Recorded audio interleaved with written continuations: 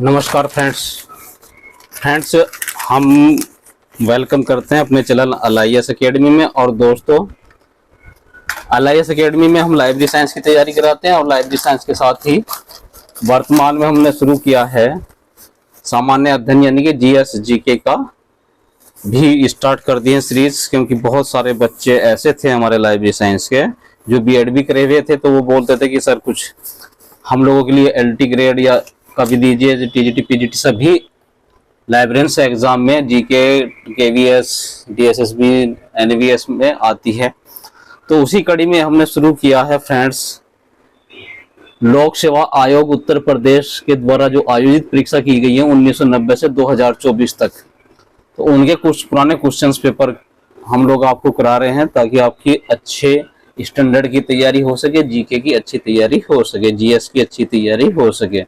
तो आज का क्वेश्चन स्टार्ट करते हैं। चैनल पर लास्ट तक बने रहें, क्वेश्चंस तो अच्छे होते ही हैं क्योंकि हम थोड़ी सी व्याख्या भी कर रहे हैं साथ साथ में, तो आप लोगों के दूसरी तरह के क्वेश्चंस भी तैयार होते रहते हैं। पुराणों के अनुसार चंद्रवंशीय शासकों का मूल स्थान था, तो उनका मूल स्थान था दोस्तों प्रतिष्ठानपुर। पुराणों के अनुसार चंद्रवंश या सोमवंश क्षत्रिय वर्ण के 3 मूल वंशों, 2 अन्य सूर्यवंश और अग्निवंश में से एक था। चंद्रवंशीय शासकों का मूल स्थान त्रेता युग में प्रयाग था, परंतु प्रलय के पश्चात द्वापर युग में चंद्रवंशीय संवारन के प्रतिष्ठानपुर, वर्तमान में झूसी, प्रयागराज की राजधानी जो वर्तमान में झूसी है, प्रयागराज के पास अब तो सिटी में ही सब मिल गया है, राजधानी उन्होंने वहां पर स्थापित की थी।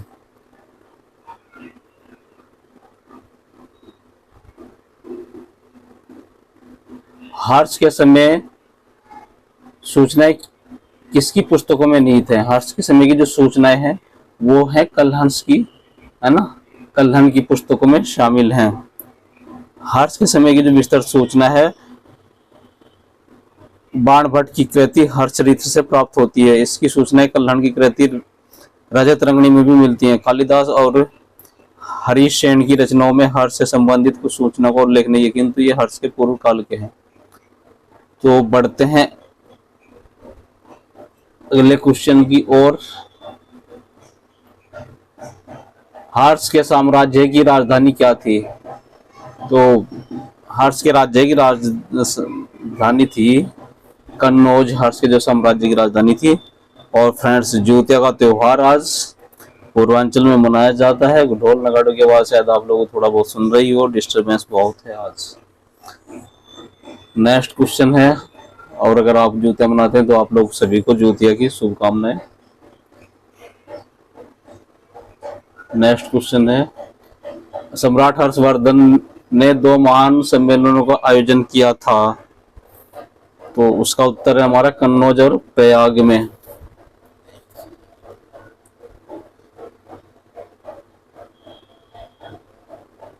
हर्ष के समय प्रति 5वें वर्ष प्रयाग के संगम क्षेत्र में एक समारोह का आयोजन किया जाता था जिसे महामोक्ष परिषद कहा गया है। हवेन सांग स्वयं छठे समारोह में उपस्थित थे। इसमें 18 देशों के राजा शामिल हुए थे। अगला क्वेश्चन है, निम्नलिखित शासकों में से किसने हर्षवर्धन को पराजित किया था? तो पुलकेशिन द्वितीय ने पराजित किया था।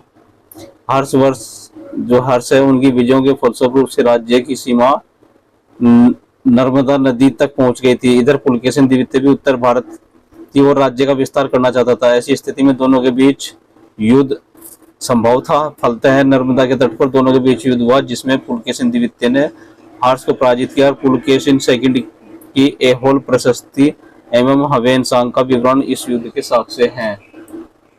तो ये थे साक्ष्य इस युद्ध के।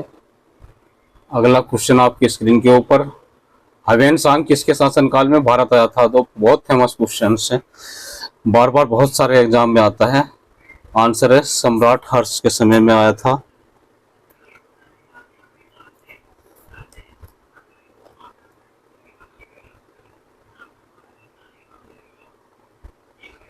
हवेन जो सांग था वह हर्षवर्धन के समय में भारत में आए थे और उनकी उत्कट अभिलाषा महात्मा बुद्ध के चरण चिन्हों द्वारा पवित्र किए जाने वाले स्थलों को देखने और पवित्र बौद्ध ग्रंथों के अध्ययन करने की थी, जो उन दिनों भारत में सुलभ थे। इस उद्देश्य की पूर्ति के लिए उसने तांग शासकों की राजधानी चंग से भारतवर्ष के लिए 629 ईस्वी में प्रस्थान किया और अपनी भारत यात्रा के ऊपर उसने ग्रंथ लिखा जिसे शी यू की कहा जाता है। नेक्स्ट क्वेश्चन है, हर्ष के दरबार में ह्वेनसांग को एक दूत के रूप में किसने भेजा था? तो उत्तर डी है, इनमें से कोई नहीं है।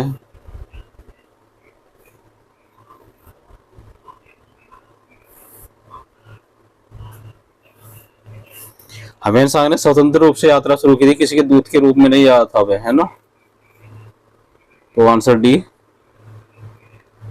चीनी यात्री ह्वेनसांग ने किस विश्वविद्यालय में अध्ययन किया था? डी, नालंदा। और आपको पता है नालंदा तक्षशिला बहुत फेमस थे हमारे एजुकेशन में। 637 ईस्वी में ह्वेनसांग ने नालंदा विश्वविद्यालय गया और इस समय वहां के कुलपति आचार्य शीलभद्र थे। लगभग 1.5 वर्ष नालंदा में निवास कर उसने योग शास्त्र का अध्ययन किया और इसके बाद बंगाल, उड़ीसा, धान्यकटक होता हुआ कांची पहुंचा और यहाँ यात्रा के दूसरे दौर में ह्वेनसांग उन्हें नालंदा और उसने व्याख्यान दिए थे। नेक्स्ट क्वेश्चन, चीनी लेखक भारत का उल्लेख किस नाम से करते हैं? तो इसका आंसर है इन टू।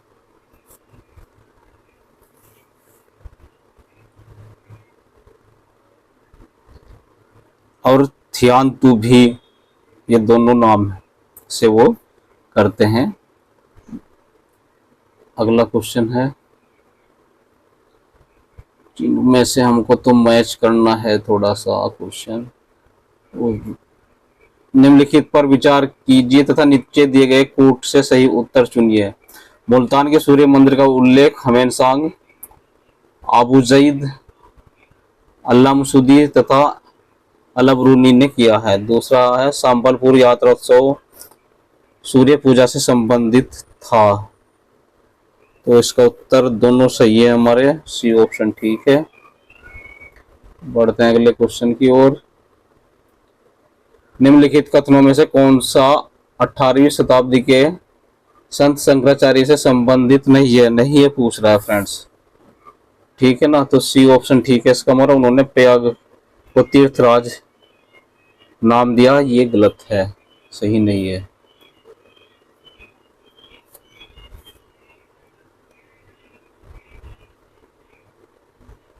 दर्शन को अद्वैत के नाम से जाना जाता है। शंकराचार्य द्वारा स्थापित 4 मठ वर्तमान में हिंदू धर्म के पथ प्रदर्शक माने जाते हैं। इनका विवरण है, श्रृंगेरी कर्नाटक दक्षिण में, द्वारिका गुजरात पश्चिम में, पुरी उड़ीसा पूर्व में और ज्योतिर्मठ जोशीमठ उत्तराखंड में। प्रयाग का तीर्थराज नाम पौराणिक काल से ही मिलता है। नेक्स्ट क्वेश्चन है, मैचिंग का है। रवि कीर्ति का संबंध पुलकेशिन सेकंड से है। भवभूति कन्नौज के यशो वर्मन, हरिसेन हर्ष और दंडी नरसिंह वर्मन। अगला क्वेश्चन फिर शायद मैचिंग का ही आए, नहीं। नेक्स्ट भारत की स्थापत्य कला से संबंधित है। निम्नलिखित में से किस केंद्र में 100 से अधिक बौद्ध गुफाएं हैं? तो फिर बौद्ध धर्म पे कोई ना कोई क्वेश्चन घूम फिर का आता ही है क्या। आ गया है हमारा कन्हेरी। महाराष्ट्र मुंबई शहर के पश्चिम क्षेत्र में बसे बोरीवली के उत्तर में संजय गांधी अंतर्राष्ट्रीय उद्यान का क्षेत्र जहां पर वहां कन्हेरी की गुफाएं स्थित है। यहाँ कुल 109 गुफाएं जिनका निर्माण पहली शताब्दी ईसा पूर्व किया गया था। इन गुफाओं में अधिकांश बौद्ध मठ हैं जो बौद्ध भिक्षुओं के निवास, अध्ययन तथा ध्यान के केंद्र बने हैं। अगला क्वेश्चन है, निम्नलिखित में से किस स्तूप में आर्यक स्तंभ वाले मंच की विशेषता मिलती है? तो उत्तर हमारा अमरावती।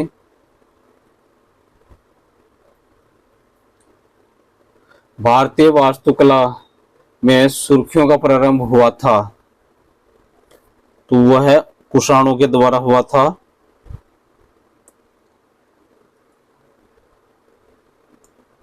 कुषाण काल के दौरान बने विभिन्न स्थापत्यों में सुर्खियों का प्रयोग का साक्ष्य मिलता है। मथुरा में वे 5 स्तरों की खुदाई में तीसरे और 5वें स्तर की खुदाई के निर्माण में साक्ष्य प्राप्त होते हैं। अगला क्वेश्चन, एलिफेंटा की गुफाएं मुख्यतः निम्न धर्म के मतावलंबियों का उपयोग के लिए काटकर बनाई गई थी। किस धर्म के मत अवलंबियों के लिए बनाई गई थी? शैव धर्म। शैव धर्म।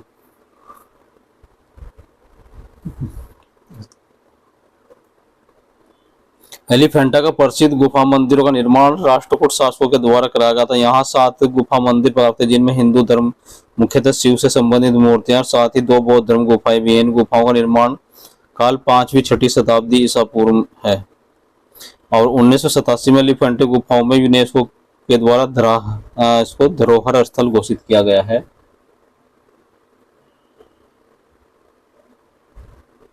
एलोरा गुफाओं का निर्माण किसने कराया था? आंसर, राष्ट्रकूटों ने।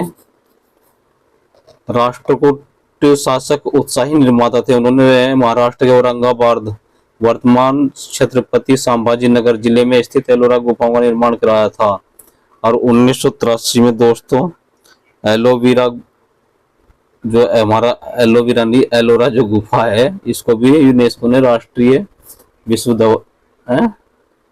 धरोहर को हमारी विश्व धरोहर के रूप में घोषित कर दिया है। अजेंट हमारा दोनों हो गया, एलिफेंटा भी होगा और एलोरा, दोनों यूनेस्को के द्वारा विश्व धरोहर में शामिल हो गई हैं। एलोरा के गुहा मंदिर संबंधित हैं तो हिंदू धर्म से भी संबंधित हैं, बौद्ध से भी और जैन से भी, तीनों से संबंधित हैं। इसका आंसर बैठता है हमारा डी ऑप्शन, ठीक है। इसमें गुफा संख्या 1 से 12 तक बौद्ध हैं, 13 से 29 तक हिंदू और गुफा संख्या 30 से लेकर 34 तक जैनों से संबंधित हैं। नेक्स्ट है, निम्नलिखित में से कौन एक शैलकृत स्थापत्य कला का उदाहरण है? तो कैलाश मंदिर एलोरा है। द्रविड़ शैली में इस विश्व मंदिर का निर्माण राष्ट्रकूट शासक कृष्ण प्रथम के द्वारा कराया गया था।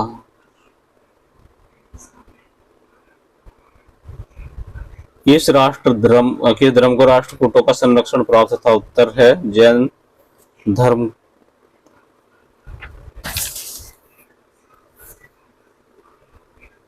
राष्ट्रकूट शासकों के समय वैसे तो ब्राह्मण धर्म का महत्व था, किंतु ब्राह्मण की तुलना में उन्होंने जैन धर्म का अधिक प्रचार प्रसार किया तथा राजकीय संरक्षण भी इसे प्राप्त था। उस समय शासकों और सामंतों के साथ साथ सेनापति पदों पर भी अनेक जैन धर्म के अनुयायी नियुक्त किए गए थे। अगला क्वेश्चन है, अजंता तथा एलोरा गुफाएं कहाँ है? तो ये महाराष्ट्र में है। अगला क्वेश्चन है, गुप्त मंदिर ईंट द्वारा निर्मित मंदिर है हमारा भीतरगांव। दशावतार मंदिर है देवगढ़। शिव मंदिर भूमरा और विष्णु मंदिर एरण।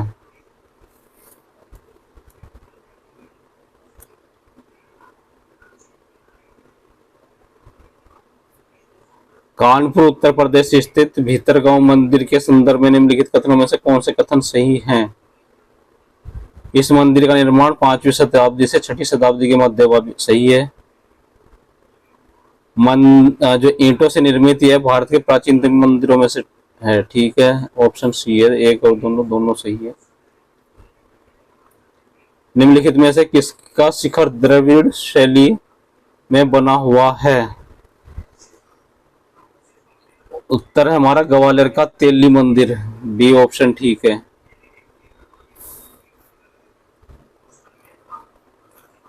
भारतीय शैली में बना है, द्रविड़ शैली में। दोबारा डिस्क्राइब कर देता हूँ एक बार और। ग्वालियर का जो तेली मंदिर है उसका शिखर द्रविड़ शैली में है, जबकि नक्काशियां और मूर्तियां उत्तर भारत की शैली में बनी है, परंतु जिसकी वास्तु शैली हिंदू और बौद्ध दोनों का वास्तुकला का मिश्रण है।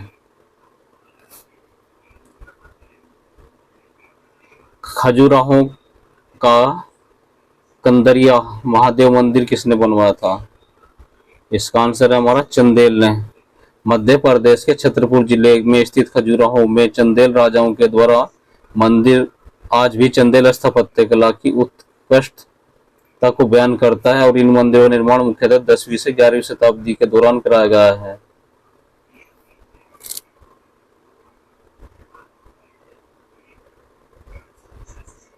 खजुराहो के मंदिर किससे संबंधित है? हिंदू और जैन से संबंधित है।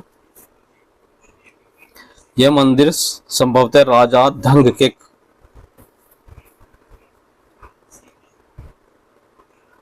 समय में हुआ और इस मंदिर का निर्माण शैली नागर शैली है। खजुराहो का मांतगेश्वर मंदिर समर्पित है, तो वह शिव को समर्पित है।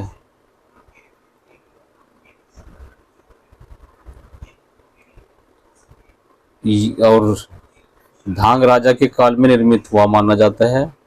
खजुराहो का जो मंदिर है, ठीक है, नागर शैली में है।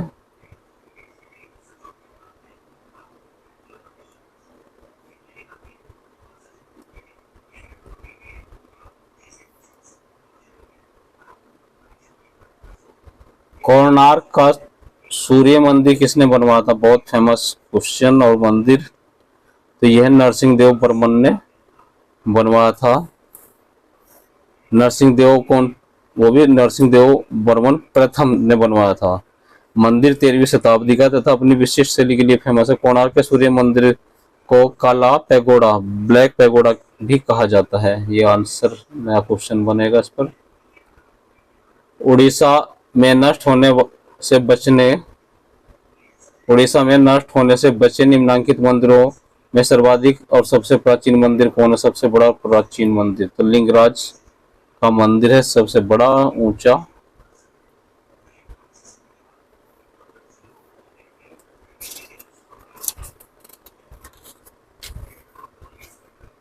इसकी जो मंदिर की हाइट है वह लगभग 180 फीट है। लिंगराज मंदिर शुद्ध नागर शैली में बना हुआ है।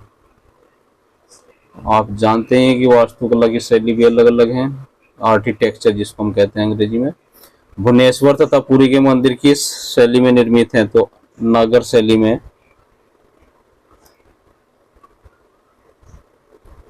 जगन्नाथ मंदिर उड़ीसा राज्य के पुरी जिले में स्थित है। इस राज्य के प्रसिद्ध मंदिर लिंगराज मंदिर भुवनेश्वर तथा कोणार्क का सूर्य मंदिर पुरी में स्थित है। ये सभी नागर शैली में बने हैं।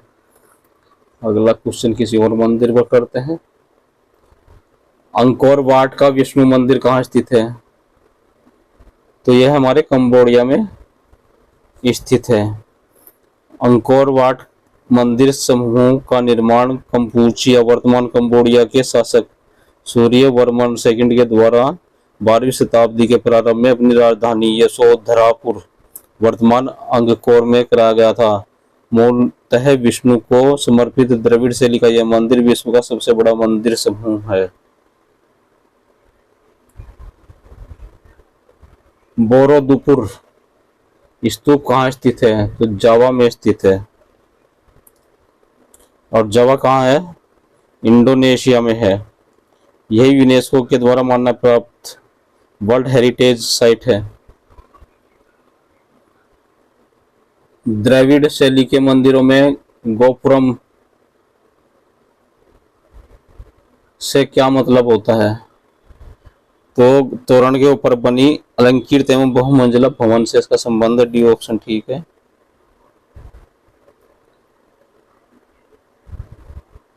पांडुओं के राज्यकाल में द्रविड़ शैली पनपती रही है। जो पांडु थे, पांडे हमारे पांडे काल के मंदिर छोटे होते थे, किंतु उनके प्रांगण में चारों ओर अनेक प्राचीर बनाए जाते थे। ये प्राचीर सामान्य होते थे, किंतु इसके अनेक द्वार जिन्हें गोपुरम कहा जाता था भव्य, विशाल और प्रचुर मात्रा में शिल्पकारिता से अलंकृत होते थे। पांडेकालीन वास्तुकला की विशेषताएं मुख्यतः ये गोपुरम ही हैं।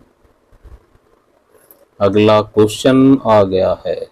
महाबलीपुरम में रथ मंदिरों का निर्माण किसने कराया था? तो ये हमारे पल्लवों ने कराया था। रथ मंदिर एकाश्म पत्थर से निर्मित है। नेक्स्ट क्वेश्चन है, महाबलीपुरम का सप्त रथ मंदिर बनवाया था नरसिंह वर्मन के द्वारा 630 से लेकर 668 ईस्वी के मध्य मलसली में इसका विकास हुआ है। सप्तरथ मंदिर जो है नरसिंह वर्मन प्रथम के द्वारा बनाया गया, आपको बताया ही है, और इनको हम क्या कहते हैं, सप्त पैगोडा भी कहा जाता है। निम्नलिखित में से कौन सा रथ मंदिर सबसे छोटा है? द्रौपदी का रथ सबसे छोटा है, धर्म रथ मंदिर सबसे बड़ा है। नेक्स्ट क्वेश्चन है, चट्टानों को काटकर महाबलीपुरम मंदिर का निर्माण किसने कराया था? तो पल्लव ने कराया था। पल्लव कला की राज सिंह शैली जिसका प्रारंभ नरसिंह वर्मन द्वितीय यानी राज सिंह ने किया था। ये 3 मंदिर महाबलीपुरम में प्राप्त होते हैं, शेर मंदिर, तटीय शिव मंदिर, ईश्वर मंदिर, मुकुंद मंदिर, है ना, और शोर मंदिर इस शैली का प्रथम उदाहरण है। निम्नलिखित में से किस मंदिर में एक भारी भरकम नंदी की मूर्ति जिसे भारत की विशालतम नंदी की मूर्ति माना गया है? तो वो मंदिर है हमारा बृहदीश्वर मंदिर, ये ऑप्शन ठीक है।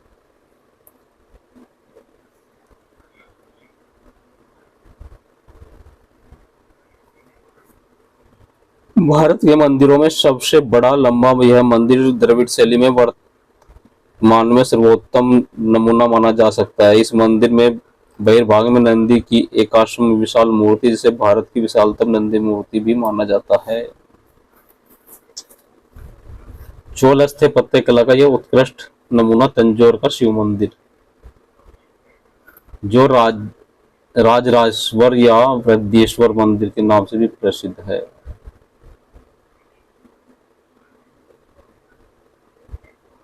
अगला क्वेश्चन, मैचिंग स्तूप, सांची, चित्रकारी बाग, कनिष्क सिर विहीन मूर्ति मथुरा और दशावतार मंदिर का संबंध देवगढ़ से है।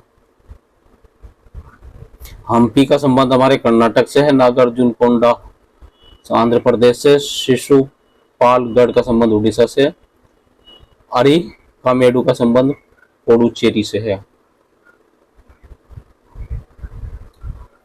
भीमबेटका का संबंध हमारा मध्य प्रदेश से है,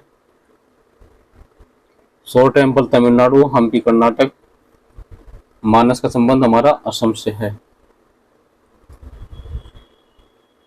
आज की वीडियो यहीं समाप्त करते हैं दोस्तों।